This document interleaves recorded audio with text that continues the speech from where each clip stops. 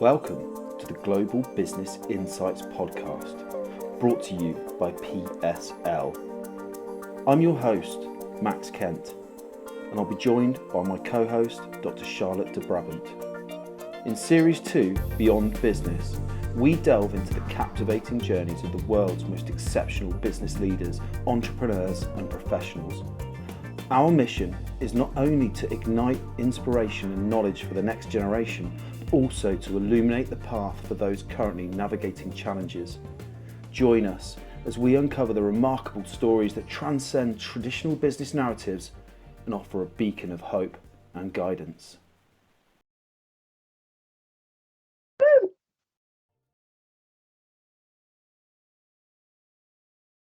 Good morning, good afternoon, good evening, everyone, and welcome to the Global Business Insight podcast on personal journeys. Today, I'm thrilled we have a very dear friend joining us today, Susan Walsh, and she's going to share with us her remarkable journey as an extraordinary business leader. And of course, my partner in crime, Max, is here with us today. Susan, why don't we start by a very quick introduction? I know we had you on the podcast earlier before, but just for our new listeners. I know, can you believe it? There's people who don't know who I am yet. I'm just kidding. Hi everyone, I'm Susan Walsh, a classification guru, fixer of dirty data. I've had my business for 6 years now, the Classification Guru. We classify and clean mainly procurement data, but also marketing data, finance data, anything, manufacturing data. Yeah, we kind of do it all now, really. Fantastic. And Susan, so that being said, you've had a remarkable journey in the world of data classification and cleansing. And I saw it myself. We were together in Vegas. You showed me your program. We went through it. We cleaned some dirty data together. Yes. Maybe you can share a pivotal moment or experience that very much inspired you to start the Classification Guru Ltd and pursue a career in data management. Yeah, so you might not, people listening might not know this, but this is my second business. I had a business before this that was a women's clothes shop in Guildford. That did not work out. I went I had to go bankrupt, but I couldn't afford to go bankrupt. I had to save up for 6 months to pay the amount of money.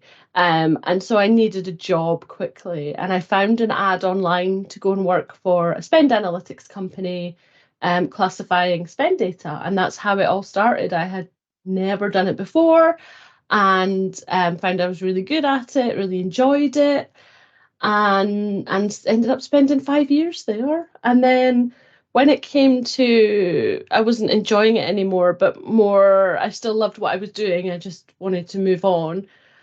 I didn't know where I could get a job doing the same thing because I hadn't come from procurement or data. I was not a data analyst. I don't code. I didn't know where I could get a job doing this.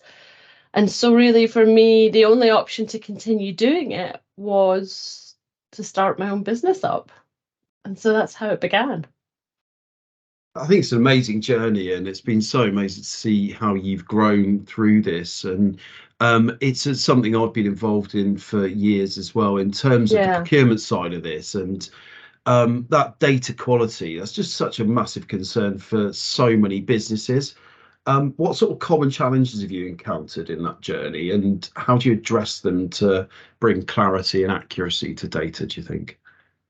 The biggest challenge is getting budget to pay to clean the data. That is the biggest problem. And it's the people I'm speaking to desperately need our services, but getting senior management and the budget holders to actually invest in that is really challenging. And unfortunately, the only way that normally happens is once there's a real problem and suddenly this money magically appears out of nowhere to fix the problem.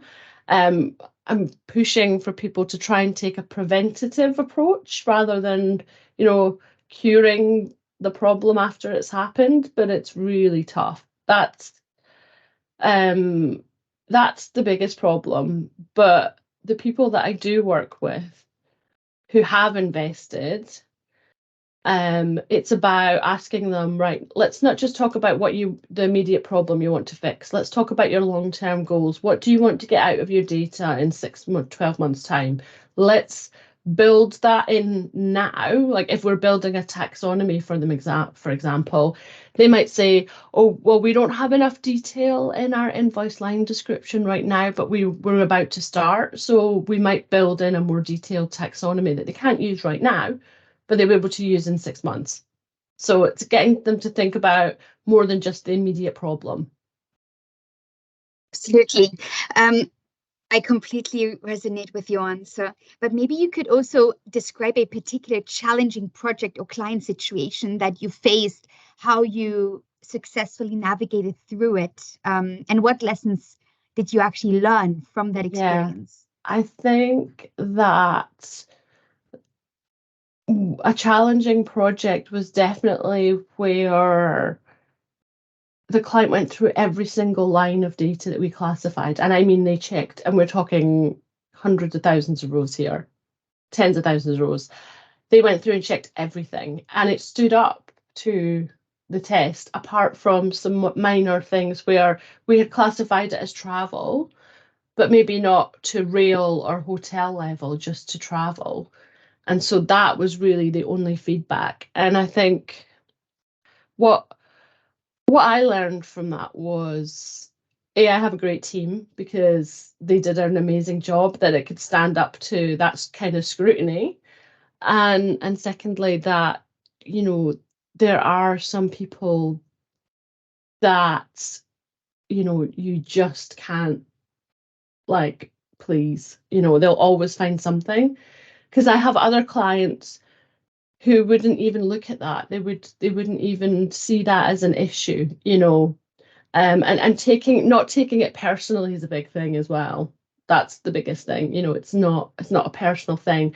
That is just someone, and I used to be like that. I was that person. I've had to learn to let my tolerance of acceptance of things, I used to always go for 100% accuracy, but actually the client would be happy with, honestly, 70 or 80%. We're going for like 95. It's not even like it was in the wrong category. It was in the right category. It just wasn't detailed enough. Can't get hung up on that kind of stuff, because that's a 1 in 100 million people that will actually flag that up. We've made much bigger mistakes in other data sets that clients have never picked up on, but we have, and we fixed it. So you just, you never know. I think that's an amazing lesson in customer management, though. You just don't know who you're going to end up working with, and you just, when you start a business, you obviously want to work with customers. That's the whole point of it. But you don't know which ones are going to pick you out to work with you, and you don't know what challenge you're going to face. I have to say, LinkedIn has been a great filter of that, and a lot of people who are of like similar personality are drawn towards me in the business, and people who are not into that kind of stuff are kind of move back away from it, and that's been really good. I completely resonate with that, especially LinkedIn being that filter, because people who get in touch with you automatically want to. But I've also learned during my experience at Amazon last year, being in that sales function, in a way to not immediately react or reply, and just actually wait for 24 hours sometimes. And then you can respond, because you will respond in a different manner. Really good. Yeah. I had to do a lot of that. Because I'm that person that will just go woof back, and then you discover you haven't read the email properly, and then you look like a fool. And I think we've all been there. So I think that's a great lesson for anyone listening to this to heed as they're hearing your words of wisdom there. Moving on to the book you wrote, Between the Spreadsheets, Classifying and Fixing Dirty Data, great title. That offers a comprehensive approach to data cleansing, which I think anyone involved in procurement, P2P, AP, all of those areas where data involved should read. Probably a must read for anyone in the industry, I think, these days. What motivated you to write the book in the first place? And is there any sort of key takeaways readers can expect if they read it? So first of all, I am not a book reader myself. When I was like 8 years old, my dad would look after us at the weekend when my mum was working, and he'd take me and my brother to the library, and my brother would come out with arms full of books, and I'd be like, I'm not reading anything. I've never been a reader, so I never had an ambition to write a book.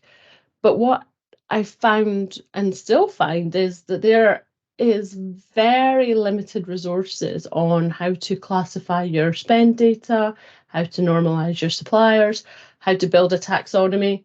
So I cover all those things off in the book, and also kind of business justifications of why you need to do it as well, the importance of doing that for the business. And then also sharing, like, data horror stories that have happened and how to fix those. And then finally, my COAT methodology or framework. So making sure your data is consistent, organized, accurate, and trustworthy, which is a kind of fun way to get everyone on board with keeping their data clean.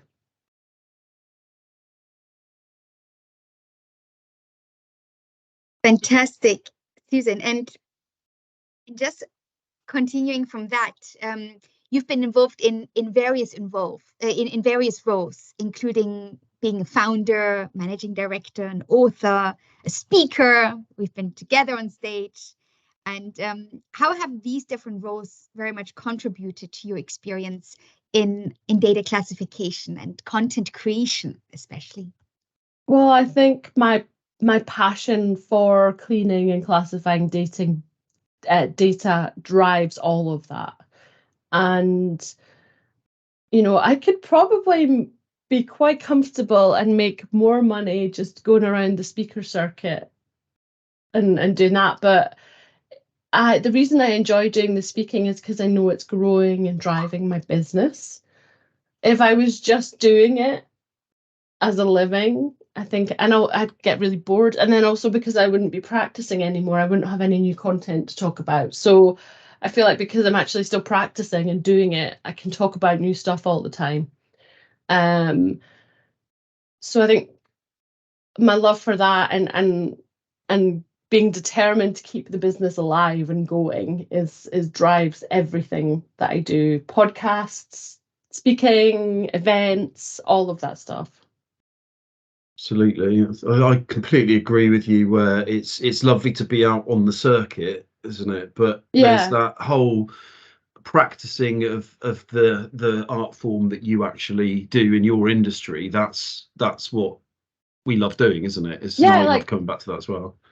We've just delivered a project this week to one client that, we've been working with them over a year now, I think, doing like different projects for their sites, and the difference that we are bringing to how their whole business will operate is hugely rewarding. That's the bit that brings me satisfaction. Absolutely. Is there any sort of insight? I know I've worked with you on projects in various roles. Yeah. It's been amazing. Googly eyes. That's all I remember about working with you. Eyes. The googly eyes. What was I going to classify those as? Yeah, absolutely. And it's been amazing to see how you work, your sort of methodology. Is there any sort of insights into those methods and techniques that you and the team use that you could share? Of course, it's all in the book. So people should read the book, really, is what you're saying. Yeah, I mean, I can give you little bits and bobs, but I have literally put my whole thing, I'm trying to put myself out of business. The resources are there. The problem is people just don't have time to do it themselves, or they know that we can do it quicker and probably more accurately. It's keeping the data quote on. If you're working with a team, you have to have consistency across the team, make sure everyone's on the same page. It's having, like, for each client, different clients will have different categorizations for the same supplier. So each project we have a sheet with what should be classified as what, so kind of creating those rules, standards, processes, having documentation, planning it out before. Don't just start, plan it out, what you're going to do, how you're going to approach this, think about that, and have some fun. Try and make it fun. Absolutely. Susan, another question. Data Collaboration Alliance, where you serve on the advisory committee, it focuses very much on meaningful data ownership and collaboration intelligence. How Yeah. does this align with your vision for data management, and what initiatives have you been part of in that regard? Yeah, it's great to be part of. I haven't done an awful lot with them, but it aligns with me because it's all about getting people to take ownership of data and responsibility for it. And that's across the organization. Again, aligns very much with the data code, getting everybody working the same way, doing the same things. And it's nice to be part of another community as well, with like-minded people. So staying ahead and staying motivated and focused in that sort of data intensive field can probably be quite challenging, I imagine. What sort of strategies and practices do you personally use to maintain that passion for data classification and cleaning? We are really lucky because every project is different. So even if we're doing the worst project in the world, it's going to end in a month or two max, and then we're on to the next thing, and it's a new problem to solve. So each product is a new challenge, a new problem to solve. We can take aspects of previous projects, but I mean that is really what keeps it exciting and always having new problems to solve for clients. We're cleaning up material master data for a company right now, and it's all MRO parts, and we're pulling in information from, we're cleaning up their master file, but we're pulling information from all these other different files, and then we're having to enrich the data and then Google parts, and it's figuring out how to make that all work is the fun bit. So Susan, looking ahead, what trends or developments do you foresee in the field of data management, and how should businesses prepare to leverage these opportunities for better decision making and cost savings?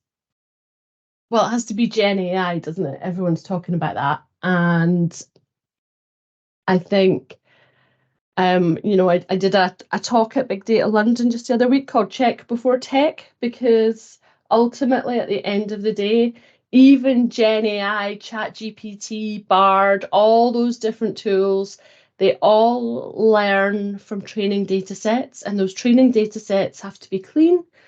And how are you going to get those clean? It's going to be people.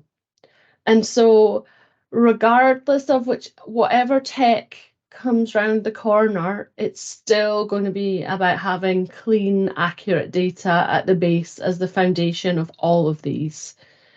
And I will just continue to shout from the rooftops the importance of this until more people start to listen. But, in the meantime, it keeps me in work and out of trouble. So, it's all good. Fantastic. Susan, thank you so much for your time today. My pleasure. Always great to chat to you delight. both. Absolutely. Thanks so much, Susan. And yeah, look forward to having you on again on the next time. Great. Thanks very much. Thank you.